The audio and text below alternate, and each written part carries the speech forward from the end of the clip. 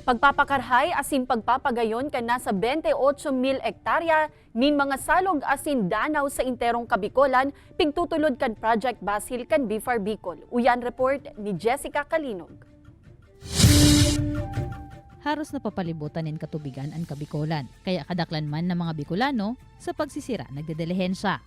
Alagad apuera sa kadagatan, mayaman man sa salog asin danaw ang Bicol Region. Kaipuhan sa nang madiskubre asin pakarhayon. Napag-araman na igwanin nasa 28,203.93 hectares nin inland bodies of water o mga salog asin danaw sa rehiyon.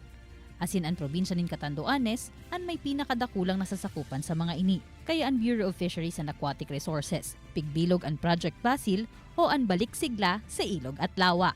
Purpose nito is ma-rehabilitate kasi meron tayong mga like sa Lake Buhi, meron tayong mga species doon gaya ng sinarapan na kailangan natin protektahan. So may mga native tayo na species na kailangan din natin na protektahan at padamihin.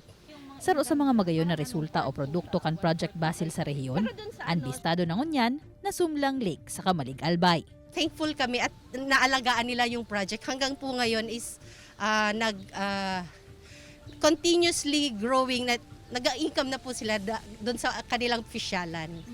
Regular man kaya ang monitoring digdi pati na ang pagkondusir nin water quality testing tanganing masyerto na salbado ining may istaran nin mga sira. Delikado da kaya asin pwedeng magkausa nin fish kill ang halangkaw na ammonia content asin hababang dissolved oxygen sa katubigan.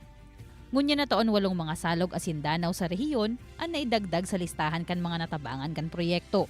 Piglalauman maninda na mas dakol pa sa mga ini an sa indang madedevelop asin matatabangan.